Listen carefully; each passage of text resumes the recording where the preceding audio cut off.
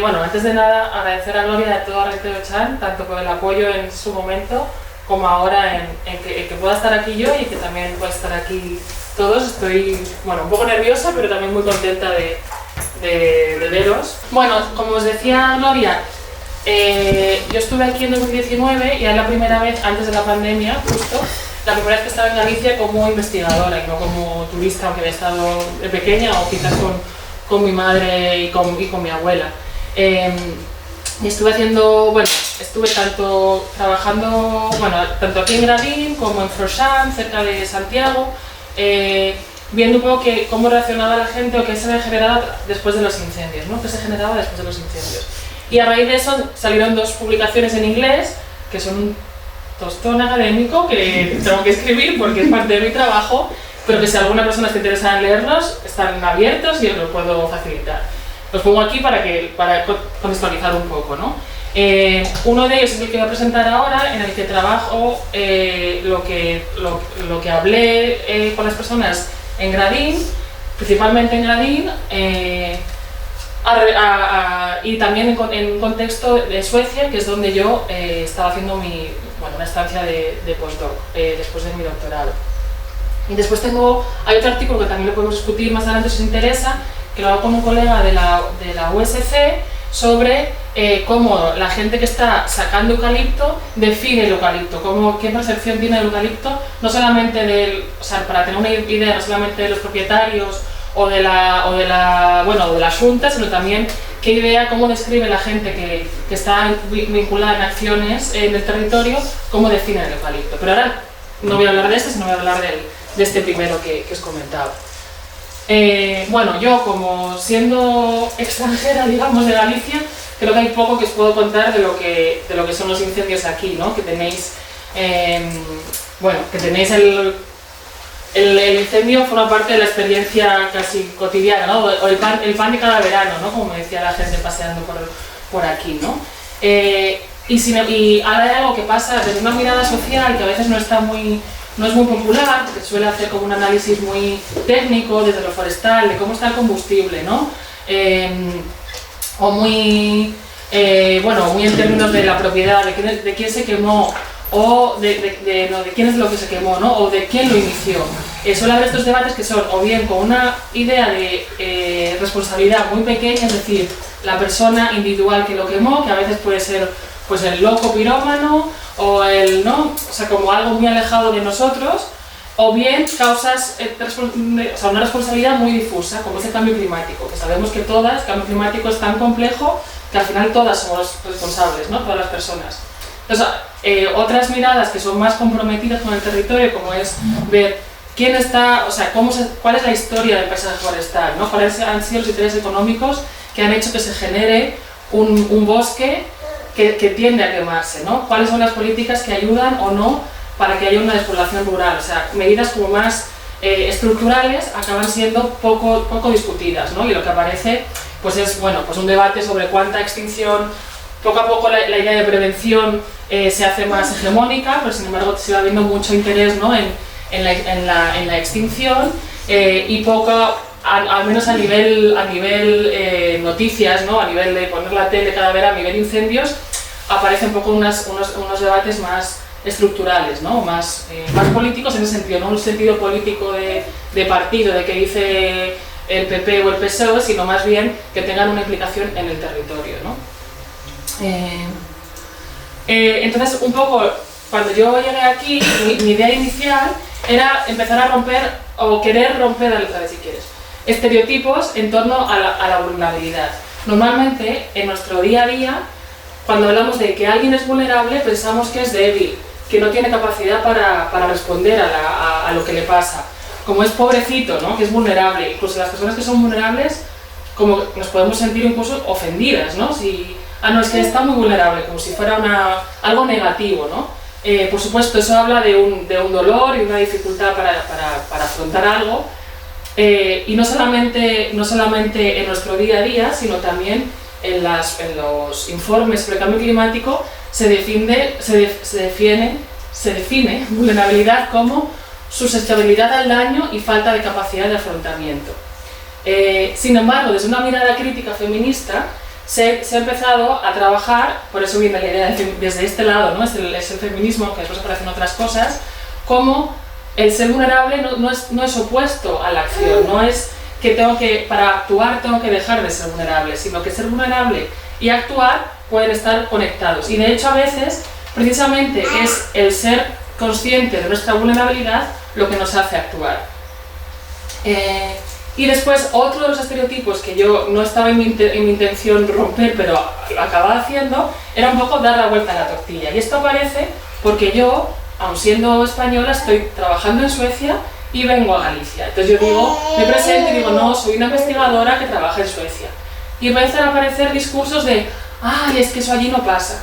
Eso allí no pasa porque allí todos allá los bosques están súper bien cuidados, allá todo es muy ordenado, hasta me pedían un trabajo, ¿no? A ver si yo conseguía les conseguía un trabajo aquí. Entonces aparecen unos discursos como muy idealizados de lo que es, bueno, los países nórdicos, que por supuesto hay una realidad material, que es un estado mucho más proveedor, ¿no? de recursos y de cuidados, pero también hay una especie de idealización de lo otro frente a lo que tenemos, ¿no? Aquí. Entonces, con estas dos ideas, sí, pasa. Es como yo, sin hablar de una comparación, pero voy a terreno, ¿no? Entonces, bueno, así es como con esta idea en la cabeza, como yo paseo por Gradín, entrevisto a algunas personas en Gradín y, como dice Laura, observo, aunque también participo arrancando, a Rente do Xar, ¿no? Y se llama observación participante, ¿no? Como que estoy y a la vez también hago algo. Y también estoy en un pueblecito que se llama Carbole, que está en el centro, aquí no lo veréis muy bien, pero bueno, está en el centro, pero como está arriba de Estocolmo, se considera que está en el norte, porque todo lo que, ¿no? Sabéis que la capital es como que fuera el centro, pero Estocolmo no está en el centro, sino que estaba bien en el sur. Entonces está en el centro de lo que es Suecia, y sufrieron por primera vez un gran incendio forestal en el 2018, lo cual fue generó mucha... Bueno, este pueblito fue evacuado y era la primera vez que estaban en esa situación. Por supuesto son dos geografías súper diferentes, pero están conectadas por un aspecto, que es que en los dos casos los bosques o lo que les rodea es fruto en un inicio de un planeamiento para la extracción forestal. En el caso de Galicia, ya sabéis, principalmente aquí, eucalipto, y en el caso de Carbole, picea y pino, también para la extracción forestal. O sea, hay una industria, que no hay que olvidar que siempre hay una industria forestal que ha estado, ¿no? Detrás de la creación de ese territorio. Entonces esto es la primera vez que yo llego a Carbole, en Suecia. Era un año después del incendio, el incendio fue en 2018, yo también estuve ahí por primera vez en 2019, hice una ceremonia para celebrar que se habían apagado los incendios y pusieron una piedra agradeciendo que habían conseguido apagar los incendios y decían, juntos somos más fuertes, ¿no? Una de las palabras que dicen. Y os cuento un poco lo que me decían, algunas cosas que me decían. Sí, pasa. Bueno, una persona me decía, el pueblo, no te imaginas cómo estaba, había vehículos militares, los bomberos, era como una zona de guerra. O sea, había muchos relatos de que era algo diferente a lo que pasa aquí, algo excepcional, algo absolutamente, no había un recuerdo de como en 2006, como podéis decir aquí, ¿no? O en los 90, sino era algo que había pasado por primera vez y era un horror puntual.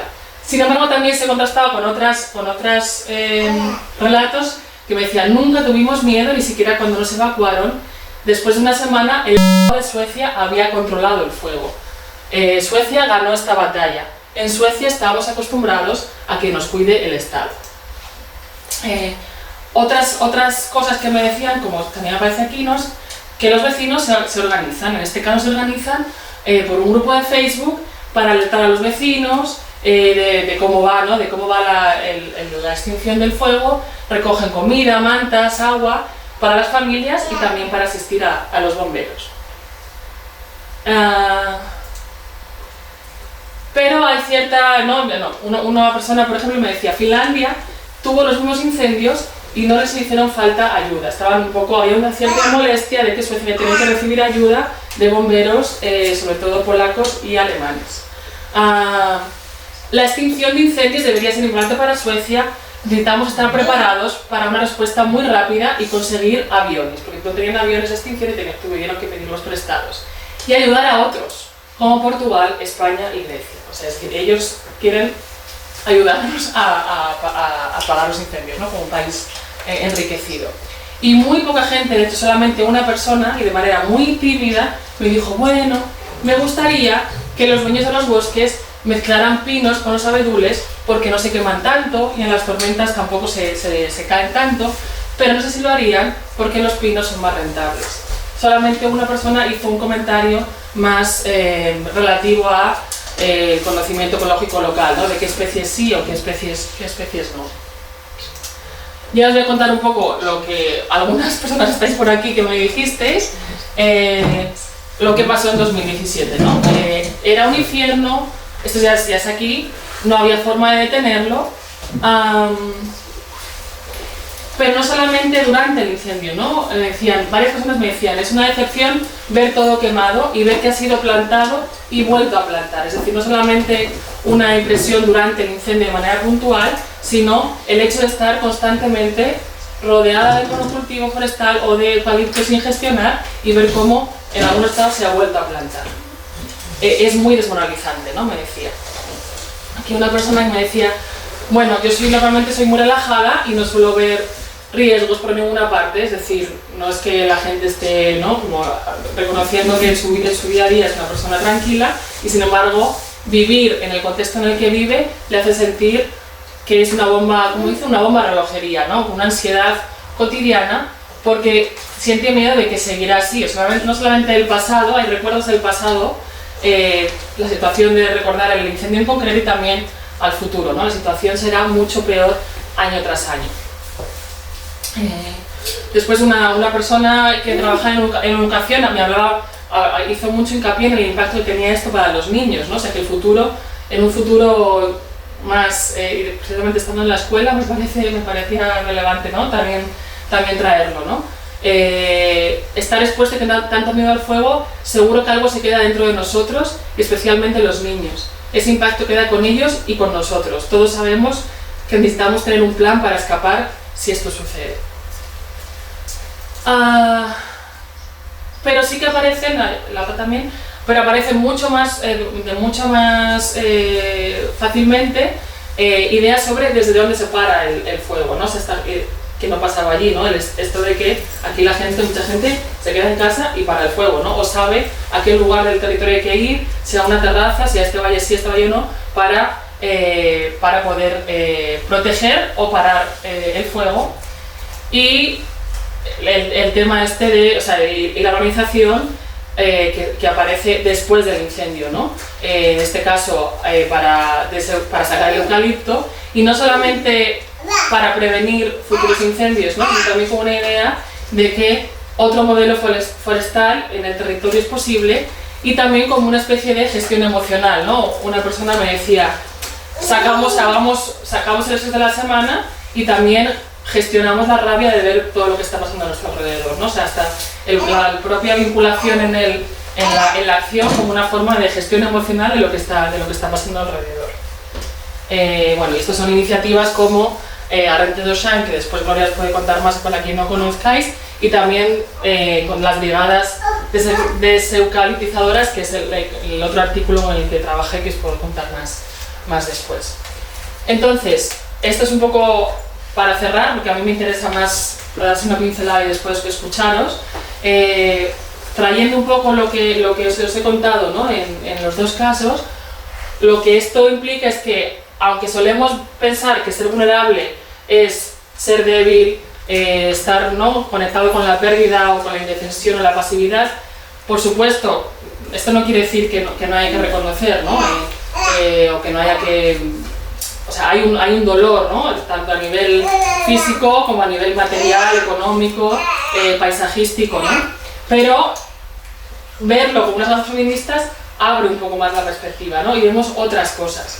Una de ellas es la dimensión emocional, ¿no?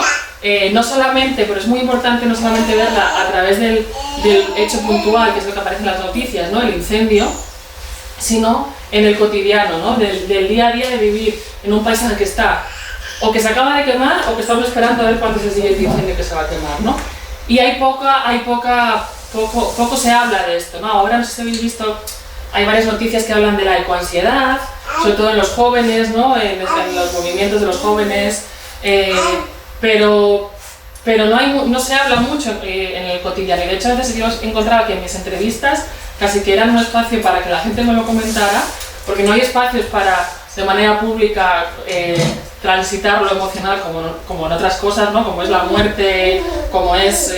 o sea, como cualquier cosa de la vida que sea difícil, no es muy fácil encontrar un espacio, y el dolor que implica vivir constantemente esperando a que llegue el siguiente incendio o recuperando el anterior, tampoco, ¿no?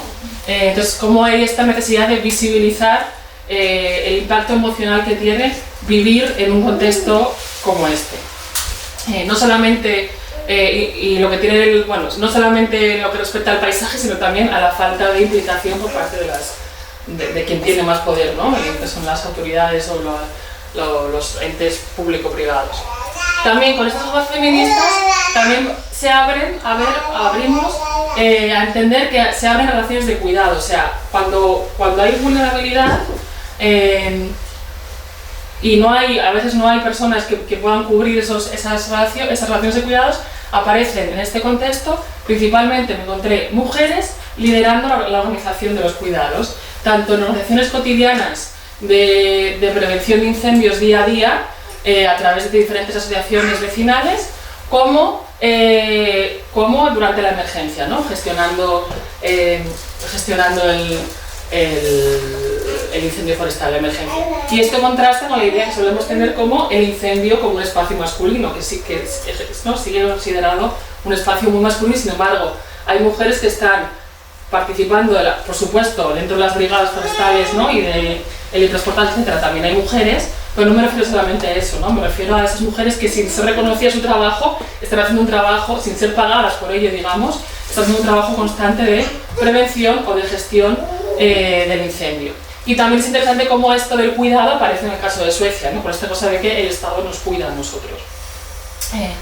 Después, el hecho de ser vulnerable, precisamente, quizás en Galicia se puede ver más en contraste con Suecia, por suerte o por desgracia, por ser tan vulnerables al incendio, es mucho más claro ver el conocimiento ecológico local, ¿no? La gente sabe mucho mejor, entiende mucho mejor qué especies sí, qué especies no, en qué lugares del territorio se puede una proteger para que no le cojan las llamas, ¿no? O sea, se genera también unas relaciones, o sea, no solamente es, ¿no?, pasividad, pérdida, sino también abre cosas nuevas, ¿no? El ser vulnerable, como es el conocimiento ecológico local, una vinculación al territorio y también unas conexiones, ¿no?, entre comunidades, incluso ahora mismo, como lo decía Gloria, ¿no?, esta conexión, a veces posibles conexiones de solidaridad con Portugal, ¿no?, a través de una vulnerabilidad compartida. Y después, por último, por supuesto, la acción, ¿no? O sea, las personas con las que hablaba, por ser vulnerables, entraron en acción. En el caso de Carbolia de Suecia, lo hacían para pedir más recursos del Estado, para llamar la atención del Estado, porque tienen una idea muy de el Estado nos cuida, entonces decían, oye, estamos aquí, somos un pueblo muy pequeño, solamente hacéis caso a Estocolmo y queremos que nos hagáis caso a nosotros, queremos más servicios, queremos una gasolinera, queremos tener más cerca, que tienen a 40 kilómetros el hospital, ¿no? Queremos más servicios para las zonas rurales, absolutamente, por supuesto, legítimos. Y en el caso de Aragín, para generar un activismo local, ¿no? Como es el caso de Arrente do Chaco. Entonces, bueno, simplemente con esta, o sea, mi intención es, a través de mirar la vulnerabilidad con esta mirada feminista, generar una mirada más amplia, ¿no? Donde entra la historia del paisaje forestal, donde entra la agencia de las comunidades con sus conocimientos y, por supuesto, también con sus contradicciones, ¿no? Así que esto quiere decir que siempre van a tener razón las comunidades locales, ¿no? También tienen sus contradicciones o sus vacíos, ¿no? Pero como que aún es necesario es tomar a las comunidades locales que están en el territorio haciendo trabajo como agentes de conocimiento, ¿no? y de poder frente a incendios forestales. Bueno, esto lo puse por si alguien me preguntaba por el otro artículo. Si queréis lo dejamos aquí si queréis, o os explico un poco este. Bueno, este simplemente es, con este colega que se llama Diego, hicimos una encuesta a personas que participaban de las brigadas deseucaliptizadoras. Ahora mismo no me acuerdo cuántas personas, creo que eran 170 personas que contestaron, con una idea de preguntar cómo definían el eucalipto estas personas, con esta idea de que precisamente las personas que están cada domingo o cada sábado yendo al monte comunal o a zona con custodia, ¿no? o a zona privada, trabajando la tierra, digamos, sacando el eucalipto, qué mirada tenían, ¿no? Para poder darles un poco una agencia también a la hora de definir si es, en el caso de Diego, él quería saber si lo definían como exótica invasora o no, ¿no? Entonces simplemente lo que vimos, esto no lo veis, pero los organizamos según temas. Entonces hay algunos poquitos que lo definen como algo que tiene que ver con el origen, el hecho de que no les gusta el eucalipto porque no es nativo, es exótico, no es de Galicia. Sin embargo, la mayoría de las personas lo que les preocupa no es tanto de dónde viene originalmente, si es australiano o no, sino el hecho de cómo se comporta, lo que es problemático es cómo se comporta, ¿no? Que se expande muy rápidamente, degrada los suelos, los ecosistemas, tiene una capacidad adaptativa muy grande, facilita la expansión de incendios. Algunos menos hablaban también de el manejo, ¿no? O sea, cómo el eucalipto está asociado a un tipo de manejo que solamente corresponde a intereses económicos, que facilita el abandono, que es difícil de erradicar, y después algunos más que de origen, pero también poquitos, hablaban de qué relación tenía con el paisaje. Que se desconecta los bosques, tiene poco valor económico, diciendo algunas, ¿no? Aquí está en inglés, entonces voy un poco leyendo, es reciente, se expande por cuestiones únicamente económicas. Bueno, simplemente buscábamos un poco no dar tanto peso al de dónde viene, o sea, que no es tan importante decir de dónde viene, porque al final eso tiene como una visión un poco de... o sea, no es exactamente que venga de fuera lo problemático, el tema es, al menos lo que decían las personas, es cómo se comporta y cómo lo gestiona la administración, ¿no? Eso es lo problemático. Y ya está, hasta aquí yo preparé este resumen, dale si quieres Gloria, así muy rápido. Y traje, bueno, me gustaría traje aquí algunas preguntas, si sirven, pero antes si quieres quitarlas, porque yo no quiero condicionar nada. Si me queréis hacer preguntas, comentarios, críticas, propuestas. Bueno, mi idea era esto, poder traer un poco lo que hice en su momento para salir un poco más allá del artículo y bueno, escuchar y bueno, y si puede ser continuar, ¿no? O sea, aunque no puedo estar aquí de manera permanente, pero poder puedo estar al servicio también, ¿no? De ver qué puede hacer falta. Y eso es. Pues muy bien, muchísimas gracias.